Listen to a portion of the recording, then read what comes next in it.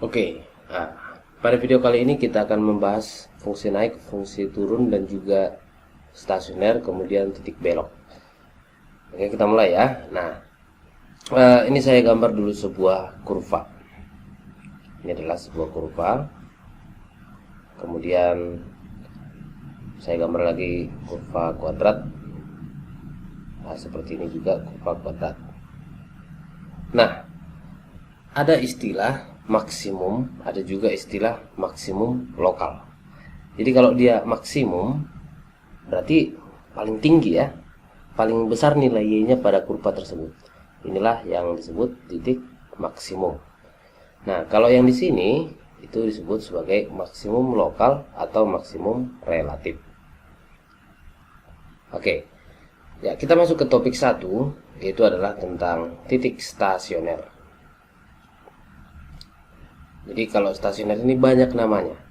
Kadang disebut sebagai maksimum, kadang minimum lokal, maksimum lokal, kemudian titik balik gitu ya, titik puncak atau titik peralihan gitu. Banyaklah istilah-istilah untuk stasioner ini. Nah, yang dimaksud dengan stasioner itu ya ini gitu ya, maksimum atau minimum. Itulah sederhananya. Nah, kita akan mendekati apa itu stasioner dengan garis singgung, karena ini adalah topik turunan. Nah, sekarang kita akan membuat garis singgung pada koordinat-koordinat maksimum ini, pada stasioner ini. Nah, kesamaannya adalah kalau kita buat garis singgung tepat pada titik stasioner, garis singgungnya akan datar gitu ya. Garis singgungnya akan datar. Berarti nilai gradien garis singgung pada stasioner itu sama dengan 0 karena garisnya datar. Nah, berarti kalau 0 bagaimana? Apa kesimpulan kita?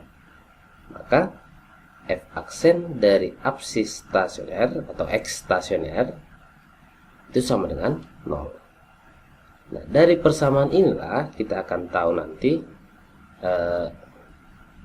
apsis stasioner ya.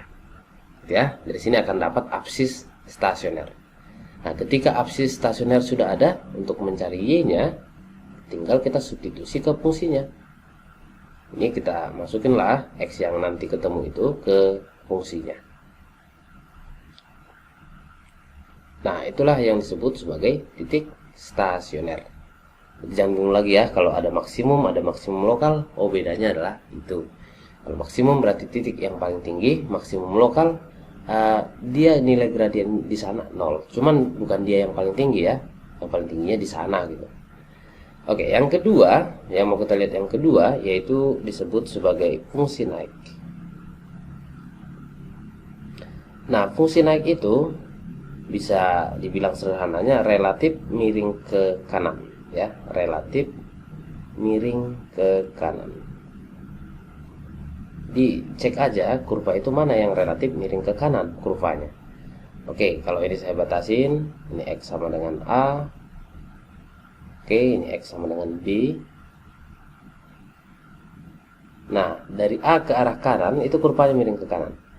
Dari B ke arah kiri juga miring ke kanan. Atau kalau kita buat garis singgung di sini, ya, buat aja garis singgung di sini. Itu garis singgung yang terbentuk nanti akan miring ke kanan, gitu ya. Nah, garis singgung yang terbentuk nanti akan miring ke kanan. Berarti kalau garis singgungnya miring ke kanan, gimana cara nyari X-nya? Ya, cara nyari X yang memenuhi persamaan tersebut berarti nilai F aksen X-nya pasti lebih dari 0. Nah, kemudian yang ketiga, oke, agak gercep kita. Yang ketiga yaitu adalah fungsi turun. Nah, sesuatu yang disebut adalah fungsi turun berarti relatif miring ke kiri. Cek aja kurvanya yang relatif miring ke kiri. Nah, contoh pada gambar tersebut berarti dari B sampai A ini kurvanya kan miring ke kiri. Atau pada gambar yang di sini dari tengah-tengah sini sampai ke sana itu kurvanya miring ke kiri. Itulah yang disebut fungsi turun. Nah, berarti rumusnya adalah F aksen X kurang dari 0. Ya, untuk fungsi naik dan fungsi turun selesaikanlah dengan pertidaksamaan. Oke. Nah, gunanya apa? Kita tahu stasioner, kita tahu fungsi naik, kita tahu fungsi turun. Gunanya adalah supaya kita bisa menggambar secara manual kurvanya, bentuknya bagaimana. Oke, itulah untuk stasioner, fungsi naik, dan fungsi turun. Nah, berikutnya mau kita lihat ada istilah titik belok, ya, titik belok. Oke, masih sama aja kurvanya. Jadi di sini ada titik belok. Titik belok pengertiannya adalah titik peralihan dari cembung ke cekung, ya. Peralihan dari cembung ke cekung. Misalnya kita di sini, ini terlihat cekung, tiba-tiba di sana cembung, ya kan? Kalau kita di sini nih, berarti di sinilah, di suatu tempat di sini, itulah titik belok. Nah, bagaimana cara mencari titik belok ini? Ya, bagaimana cara mencari titik belok ini? Oke, untuk mencari titik belok, turunan kedua dari absis titik belok itu pasti bernilai 0. Jadi kalau absis titik belok kita substitusi ke turunan kedua, dia pasti bernilai 0. Nah, pertanyaannya bagaimana mencari absis titik belok? Turunkan aja 2 kali fungsinya, terus sama denganin 0, nanti akan ketemu absis dari titik belok. Untuk mencari y-nya, absis yang tadi substitusi aja ke fungsi awalnya.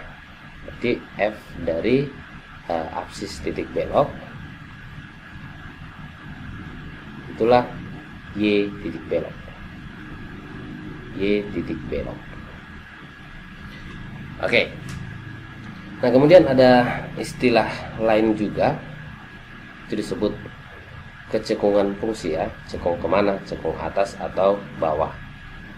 Nah, jadi kalau dibilang dia cekung atas, ketika kita di sini di atas gitu ya, ketika kita di atas, maka fungsinya akan terlihat cekung, ya kan? Ketika mata kita di sini, ini terlihat cekung. Oh, berarti inilah cekung atas. Rumusnya adalah, untuk rumus fungsi cekung atas, berarti f double aksen x itu bernilai positif.